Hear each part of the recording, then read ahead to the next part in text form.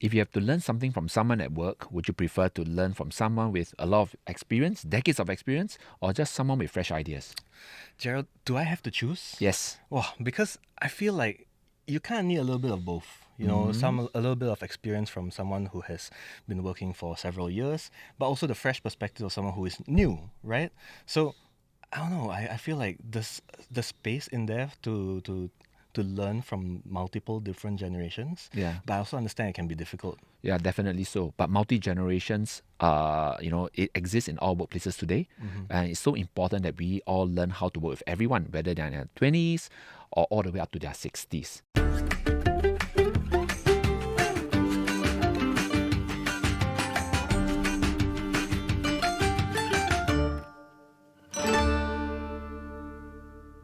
Welcome back to the Work It podcast. I'm Nat, and with me as always is my co-host Gerald. And this episode of Work It is brought to you by the Ministry of Manpower.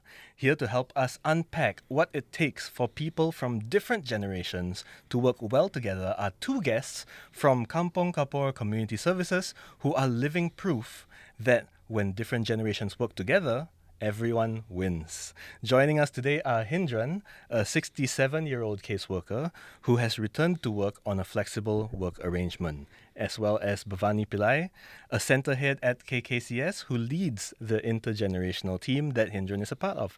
Welcome to the both of you. Thanks for joining us on the Work It podcast. Thank you. Thank you for having us. So, Hindran, let's start with you. You spent 2 years on a little bit of a break. We won't call it a retirement. Yes. Right? So, what was the moment in those 2 years where you realized that the quiet life just wasn't cutting it for you?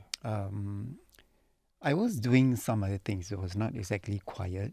Yeah, although sometimes I prefer to be quiet. Okay. Yeah, but then I decided that I have so much of experience. So I think it would be good to come back and serve the community. Was there something that you were looking for in terms of your own personal growth? Yes, of course, because the world has changed so fast. So coming back is also to pick up some of the things that probably I have never learned previously, right? So it's a good opportunity for me to grow also as a person in many aspects in this sector. So I wanted to bring Bavani into the conversation as well. Like, as the manager, all right, when you see someone like Hindran put in an application, what was your thought about his application? Actually, someone like Hindran doesn't need to put in an application. He has a reputation that Yes, exactly. okay. Because, we worked together before he took a break. I think Hindran left a lasting impression, not just with me, but also our team. Because right till his last day, it was always about service. And I think that's just Hindran's life story. It is about giving back. So he was always in my radar. And I think when we really needed help, manpower-wise, he was one of the first person I thought of to call. And now he's on a flexi work. That's right. All right. Flexi work, how, Yeah. what does it mean, like in terms of the work arrangements for you guys? So it was looking at, what would be comfortable for his schedule, because he was also juggling volunteering work. So we carved out something that was comfortable, that he was also willing to take on, which was about 2.5 days in a week. From a management perspective, some leaders may worry about bringing in someone on a flexi work or a part-time basis because it might slow down the rest of the team's workflows, right? Was this something that you considered when you brought Hindran back into the fold? If I didn't open up the hiring pool to include freelancers and part-timers, we would really be strapped. Yeah, and Hindran came on board at a time where we really needed manpower, and it wasn't so easy to hire a permanent staff with this level of experience who was willing to come on board. So when you are bringing in someone who's experienced, there's less hand-holding. It doesn't slow down. And then if you're able to carve out a portfolio, meaning there are certain types of cases that I know Hindran is comfortable to take on, it doesn't slow down the workforce at all. In fact, it helps to smoothen things. Right. Not just Hindran, we tapped on a few freelancers, and these were ex-staff who maybe took a break because they had a child, and then they were looking to come back, but they want to ease back into the workforce. They didn't want a full load. So I think offering a flexible work arrangement enabled me to bring some of these, people that I knew would value add into our team, and then craft out a apportionment of work that was a win-win for both ourselves as an organisation and for them who wanted to come back into the force. Hindran, for you, when you were having that conversation to decide like what to do, how many hours to put in, what was the thought process for you? After so many years, I thought I should slow down a bit now, so I can do some of other things that I always wanted to do on my own. So that gives me a flexibility. So I think Bavani helped me she understood where I'm coming from. So we negotiated, and so that's how I'm in on a part-time basis. Yeah. Because you did say, right, everything moves so fast nowadays. Yes. Right? Did you ever fear that when you come back, everything's going to be different, you're going to be out of touch, and it's going to be a struggle to catch back up? Yes, fear is there, but I think sometimes fear is good. Then you'll be curious to go and find out. So I used to keep in touch with some of my friends in the sector. Used to have lunch and coffee with them, so I get updated like what's going on in the sector. Right. So you were still, for the 2 years that you were away, you were still very much embedded in the Yes, industry. you can say that. Yeah. Right. Yeah. Okay. In terms of the rest of the team, when they have someone like Hindran come in on a part-time basis, how did they take to it? I'm just curious. Like, because there are some days he's going to be there, he's not going to be there. Was there an impact to the work or for the rest of the team? So we have a joke, right, that people who are sad or have something to share gravitate towards Hindran. He's like our de facto counselor in office. I mean, there are a few people like that, but I think Hindran's one of our that person that people feel safe to talk to. It could be his age, it could be his demeanor. It's just the kind of person that he is, his personality. So then I think that helps to smoothen things. If there's something that is troubling someone, he's very quick to pick up. Like, hey, today you look a bit, was the intake okay for you? Do you need to check in? And he does this out of his own will. He's not a supervisor. It's not part of his official role, which we really appreciate. Did you find that it was easier or more difficult to, accomplish or finish your tasks now that, it's only 2 days, 2.5 days a week? I just have to learn how to manage the given time and how much I can do. So if there's some things that I'm struggling with, I'll usually tell Bavani that I'm struggling with this. Maybe we can look at what we can do. And how can we do it better? I do wonder though how you delegate or how you manage workflows or workloads as the team leader when you have a mix of full-time employees, part-time employees, freelancers, flexi workers. How do you make sure that everything is being covered by somebody, no work is slipping through the cracks? For our work, it's okay to think of caseload as a way to apportion work for freelancers. So I may have one person who come in who takes less than 5 or 10 cases. I have another person who says, okay, Buff, this time, this period I can do more. So it allows me to apportion it that way. It's a bit different if everyone's work was dependent on each other. We're not factory workers. You know what I mean? So the processes, in some ways, we are able to delineate. Yeah.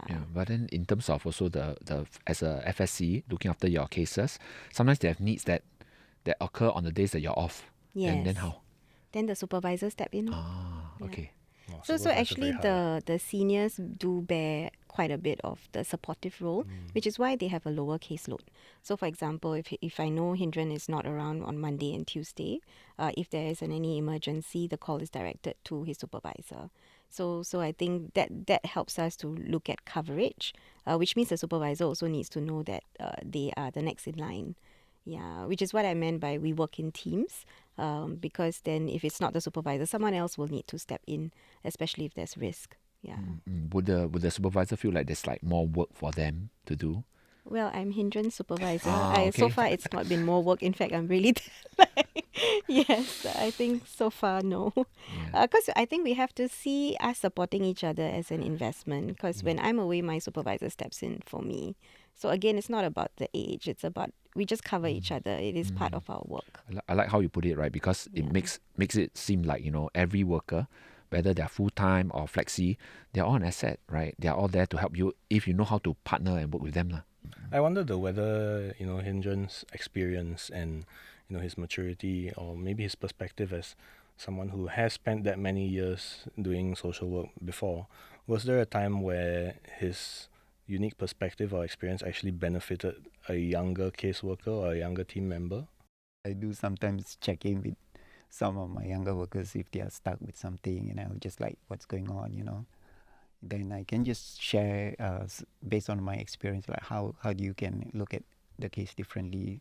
We have been discussing about these two families that needed help, that the current worker is already very stretched and needed someone with a little bit more experience, and to come in and see how I can support these two workers. Yeah. Hindran's good in working with men. He's able to connect with a different client population, which some of our younger workers may struggle with. It really shows that I think Bavani really knows her team very well. She knows every worker. She knows what Hindran is very capable of and knows how to deploy. I think it's not just about making sure that you work 2 days a week, but you want to utilize his strengths in a certain way that has synergistic effect on the whole team, right? It's not just helping the cases, but also helping the team itself. And this, I hear, also makes Hindran feel different. Like he's not just helping his cases, but he's helping to foster a better team culture, helping his colleagues, cope better as well with their work. So it's a net multiplier effect. And he also has a very good knowledge bank of community resources, because Hindran volunteers quite a bit, right? So he knows how pro bono works. He knows the family court system. He got lobang from God knows where. so it helps us, sometimes during intake, or we'll be like, hey, this, what do we do with this case? That's when his sometimes his inputs is helpful. Not just, with one case, but just giving information to the team. We have a team WhatsApp group chat. Every morning there's quotes, inspiring quotes that Hindran sends at 6 a.m. That's when we know he wakes up. So, yeah, I think these are little things that make a difference. Wow. I can imagine, right? Like there's somebody like it's like a guru lah. Yeah. Giving you inspiration right from the morning when you wake up before your phone. So the ringing. question is, who inspires Hindran? Wow, there's a lot of hats that you're wearing. You're the guru, you're the lobang king. I don't know. I'm just doing what I can. The thing I'm taking away is that they have a really good culture in KKCS. A workplace in which there's an inherent trust. Yes. A lot of communication. And I wonder how you built that to be able to be so transparent with each other, to be able to trust each other so much. Is that something that was consciously built? That's such a good question. I'm consciously thinking about it now because there are some things that I guess we just do. And we always say the work is hard enough as it is. We can't do the work if we don't have each other's back. Yeah, so I think that really guides us. Not to say that we don't have conflicts, not to say that, we don't get burnt out. We do. And I think during those times, anchors like Hindran really help to steer the team or to keep things in perspective, because we're in it for the long haul. There are times where we may need to take a break. But, I think the culture in KKFSC or KKCS has been, you take a break, you come back. I took a break for 4 years, I came back. So I think that's just part of the culture. Bavani, since you have this experience now working with Hindran, right? Like if someone in another company wants to hire, or rather want to consider hiring someone on flexi work, right? An older worker, wondering whether to keep them or not, what advice will you give that person, that manager? I think look beyond a job description, because on paper, yes, Hindran feels like you're doing the same thing, but the value is so much more than what we see or recognize formally. Yeah, and I think the value is an asset to the culture, the difference in perspectives, especially in the social service sector, because we are so front facing, and if our team is not as diverse as the people we serve, sometimes there's lack of resonance.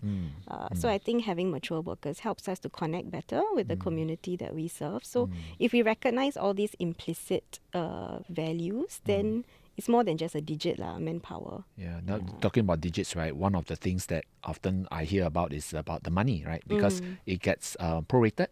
Right, the salary gets cut, and sometimes for the worker it's like, I'm doing the same thing but getting less. So if I'm getting so much as a full-time, I have to understand and accept that I should be getting this if I'm not doing full-time. So that acceptance has to come in first, and then I have to manage with whatever I'm getting, and then see what we can work on in the future. And that's how I settle in. Having come back, after your 2 years of, going out there and finding yourself, was there something that you picked up from your younger colleagues that you wouldn't have picked up if you had just gone off into retirement? A lot to learn from the younger colleagues because their energy and enthusiasm actually reminds me of the day that I came into the sector and I was so, looking forward and with high energy doing things. So I see that in the younger workers. Many of our colleagues are very dedicated workers. What I picked up from them is, besides my experiences, right, the creativeness and the fresh perspective they have into this sometimes challenges the traditional approach. So I have to make adjustment. I cannot just stay in the old school, right? So we are living in a different era now, so we need to adjust that. So I picked up things from them, like the systems, the new systems and technology that's coming up. We picked up from them. Have they taught you about 6-7 or anything of this? Gen Z slangs and all. Oh yeah, we have Gen Zs We have in our Gen Zs. office. Okay. Yeah, we are having fun. We are fine. Yeah, Okay. no issues. Yeah, That's great. Yeah. So I guess for anyone out there, any other seniors who might be considering returning to the workforce, do you have any advice for them on, the mindset that they should embody when they come back to the workplace? I would say not to take age as a barrier. Just continue to be curious. But I think besides motivation, I think curiosity actually moves you further, right? So be curious and learn. Get yourself updated what is going on, because the world is changing so fast. The last 6-7 years, a lot of changes happen in Singapore in technology and everything. So that is one thing, and then you have to believe that you have good experience, and you are an asset actually. And I think a lot of employers today, they value that the assets that you have, your experiences and the wisdom. Yeah, I think it's appreciated.